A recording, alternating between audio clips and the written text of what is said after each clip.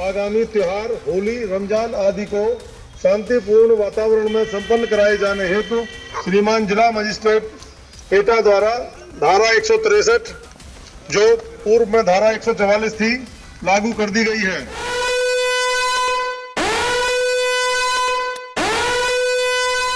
उत्तर प्रदेश के एटा जिले में होली के मौके पर एहतियातन प्रशासन ने पूरे जिले में धारा 163 लागू कर दी है, जो दिनांक 7 मार्च 2025 से 7 मई 2025 तक लागू रहेगी।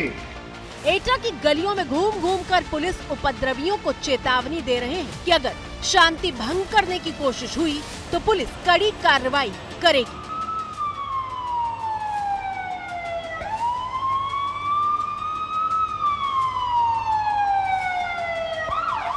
ऐसी दशा में एक स्थान पर 5 या 5 से अधिक व्यक्तियों का एकत्रित होना निषेध किया जाता है।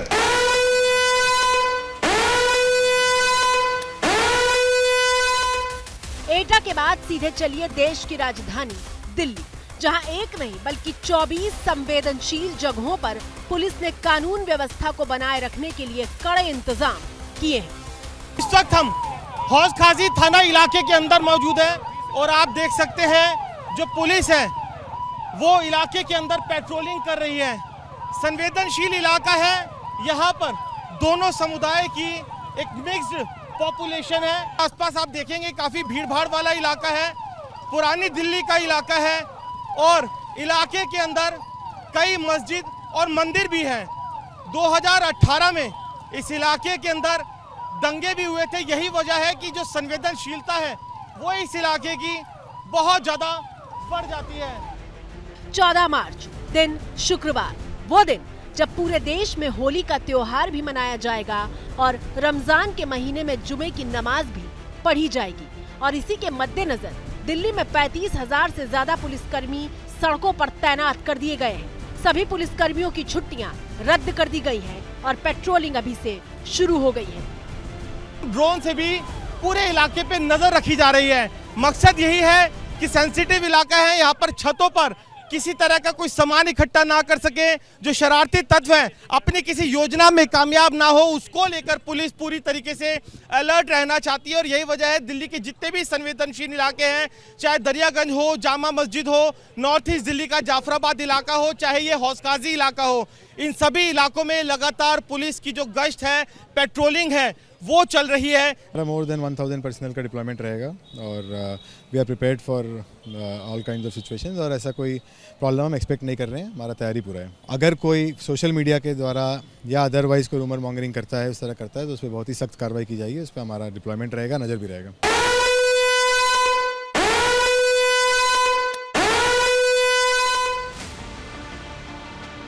और इस वक्त आपकी स्क्रीन पर जो तस्वीरें मौजूद हैं वो देश के जाने पहचाने जा चुके यूपी के संभल से आई हैं। इस वक्त हम शाही जामा मस्जिद के पास ही मौजूद हैं, जहां पर पुलिस फ्लैग मार्च निकाल रही है और आप देख सकते हैं कि किस तरीके से पुलिस प्रशासन यहां पर लोगों के अंदर जो कॉन्फिडेंस बिल्डिंग डेवलप करने की कवायद है वो पुलिस की तरफ से की जा रही है, ताकि लोगों में एक विश्वास जगे कि प्रशासन पूरी तरह से मुस्तैद है। वो संभल जहां होली के रंग भी दिखाई दे रहे हैं और यहाँ की सकरी गलियों में फ्लैग मार्च करती पुलिस के कदम ताल की आवाज भी सुनाई दे रही है। हम अपने सहयोगी से कहेंगे कि थोड़ा दिखाएं कि किस तरीके से ये शाही जामा मस्जिद का इलाका है, जहां पर आप देख सकते हैं कि दीवारों को पन्नियों से और तिरपाल लगाया गया है ताकि दीवारों पर रंग ना पड़ सके। और यहीं से ही जो होली का जुलूस है वो निकलेगा और उसको लेकर के कि किस तरीके से यहाँ पर एक फ्लैग मार्च के जरिए लोगों को संदेश देने की कोशिश की जा रही है कि प्रशासन पूरी तरह से मुस्तैद है। सभी इस चीज़ के लिए निर्भय रहें कि होली में कहीं भी कोई गड़बड़ी होने दी जाएगी, बल्कि जिसने भी गड़बड़ी करने की कोशिश की कड़ाई से निपटा जाएगा और होली सकुशल बनाया जाए, यही है। इस फ्लैग मार्च में संभल के सीईओ अनुज चौधरी भी आपको दिखाई दे रहे होंगे। होली पर नमाज और उससे जुड़े विवादित बयान देने के बाद अनुज चौधरी का पहला बयान सामने आया है। फूड पेट्रोलिंग की जा रही है, बस यही है, कानून व्यवस्था के लिए की जा रही है। तैयारी लगातार है, कल और आज को नहीं, लगातार ही है, शुरू से ही पर्याप्त फोर्स लगाया हुआ है सब जगह। दरअसल होली और रमजान पर जुमे की नमाज को लेकर विवाद सबसे पहले संभल के डीएसपी अनुज चौधरी के बयान से ही शुरू हुआ था। तो मेरा स्पष्ट संदेश ये है, जिस भाई को होली खेलनी हो उस दिन वो बाहर निकले, और जिसमें कैपेसिटी हो रंग झेलने की, जिसका बड़ा मन हो वो बाहर निकले। यदि आपके ऊपर कोई रंग गिर गया तो इसका मतलब नहीं, यदि रंग गिर गया तो फिर तो यदि वो जगह यदि आप लगते हो इतना खराब होगी तो उसे कटवा दो ना उस हाथ को जहां लग रंग गिर गया।